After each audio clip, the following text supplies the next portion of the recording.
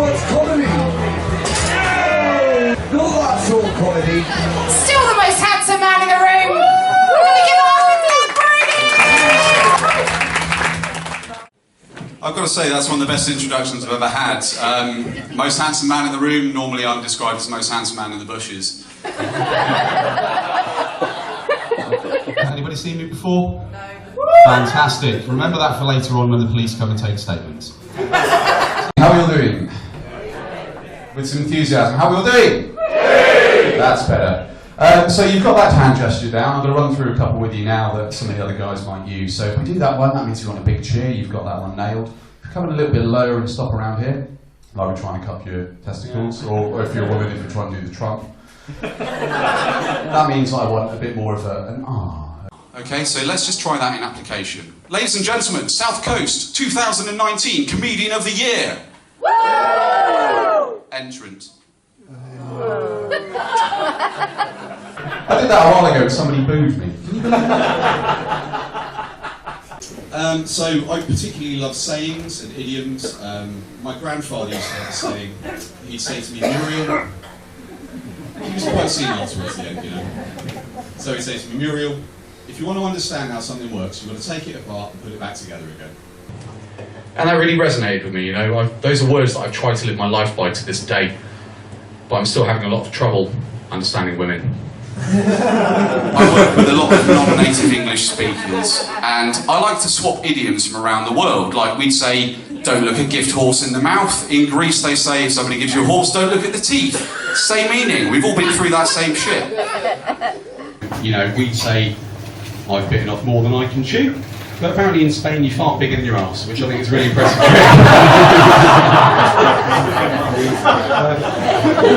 And all over the world we have similar sorts of expressions, no matter whereabouts you're from. Spanish people, for instance, they don't say beggars can't be choosers. They don't even say el begueros cannot be chooseros. Why would they? That's just gibberish. What they say translates into English as you're going to heaven. But you're still crying. That doesn't sound to me like beggars can't be choosers. That sounds like the sort of thing you say as you lead a 5-year-old into the woods.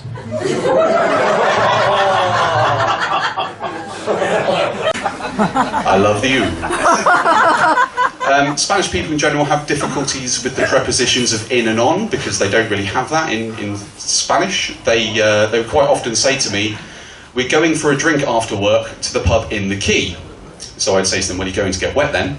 And they go, why? Well, the pub isn't in the Quay, it's on the Quay. He said, oh, I don't understand all of that. I went, okay, let me make it really simple for you, sugar tits. I don't want to come on your mouth.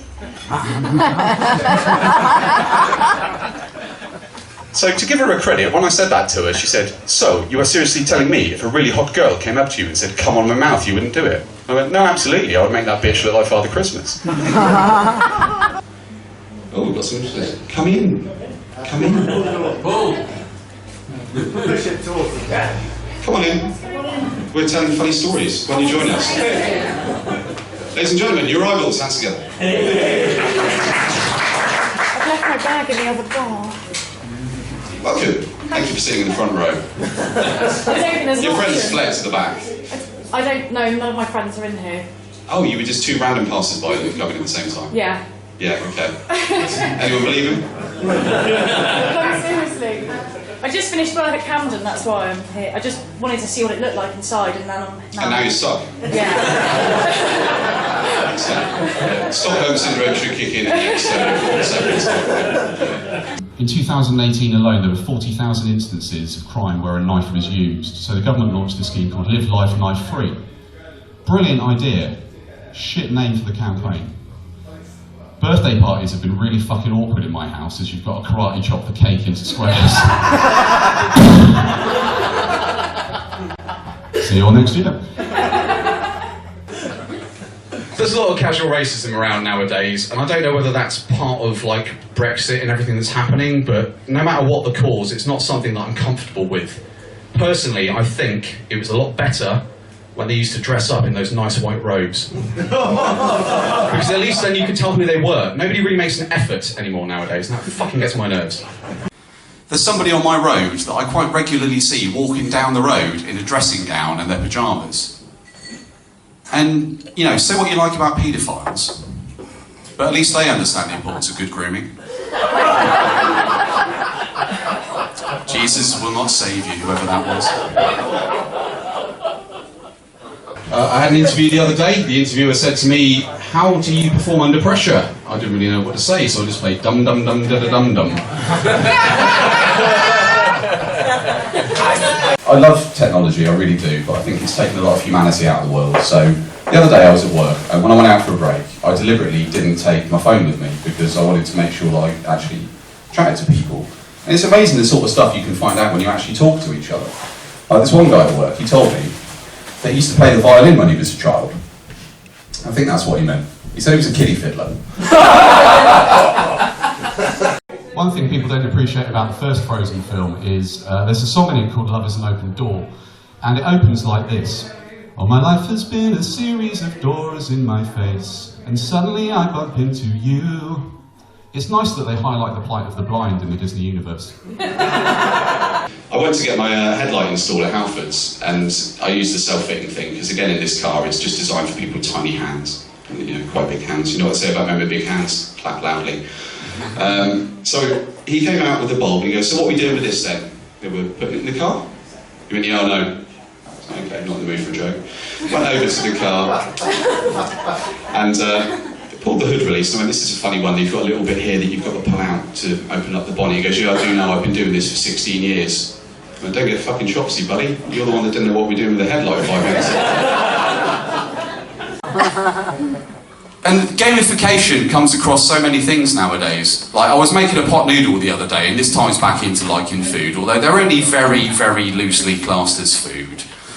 But it's one of the new pot noodles. It was the Asian fusion, so it was made in Hiroshima. It went down a bomb, right. Fat man and little boy, which one are you? Bad boy. So on the inside of the pot noodle, it's got 3 different fill lines, and I've never seen that before. And on the middle line it says, "This is the level if you're used to pot noodles." So it is exactly like starting again. If you're used to the adventure, this is where you begin. However, if you're a little bit of a pussy, you might want to fill it up to the top if the spiciness is too much for you. But if you're a real man, then you fill it to here to get the fiery flavour. Well, I'm not going to have a fucking snack emasculate me, so I just ate it raw and crammed the spice into my eye. And when you weigh yourself, there's always that one little area in the house, isn't it, where it's the fabric of reality is a little bit thinner. So you put the scales down. 14.9. Nah, that's bollocks. 14.7. In the right direction. 15. Fuck that back this way. There it is. If you get it right, you do actually go through into parallel dimension if you find the exact sweet spot.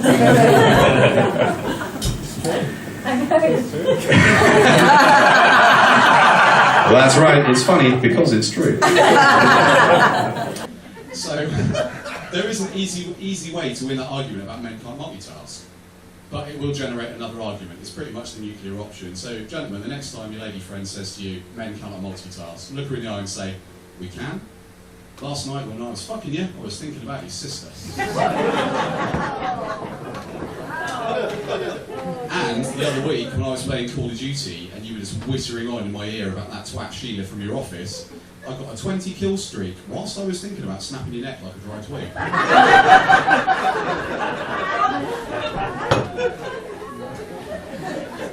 It may surprise you to know that I'm single at the moment. So, are there any women in the room that have been on the dating sites? Nobody ever admits it. Any ladies that are active on dating sites in the room?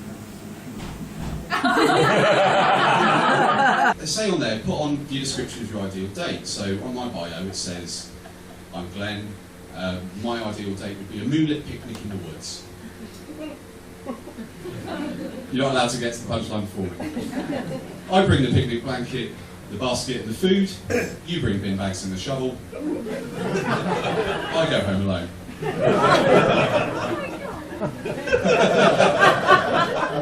I love the overcard from perfect day, absolutely. And there's no awkwardness the next day. What's the biggest problem for you guys is dick pics, isn't it? Yes. That's what it comes down to. You're my new favourite. So, what do you think the female equivalent of a dick pic would be if it existed, which it doesn't because women have some degree of class? Yeah. No, that's it. We just don't. But if it did exist, would it be a flap snap?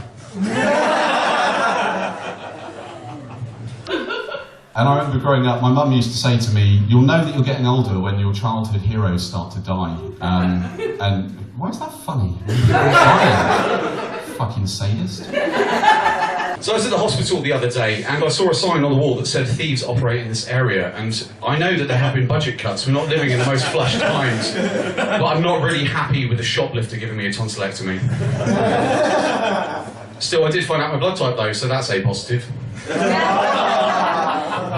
I used to tell people that my blood type was A positive because I'm A positive type of guy. But if I was in charge of naming the blood types, you would have surgeons in the middle of an operation saying, "I need 3 litres of moody cunt stat." Another thing that monkeys do, I've noticed, is brutalise frogs. Has anyone ever seen the video online of the monkey and the frog? No, you guys are lucky. So essentially what it is, it's a monkey in a zoo, and he happens across this little frog that's hopping through the enclosure. So he picks it up and uses it like a fleshlight. Oh, I've seen that. So he fills it up and just throws it away.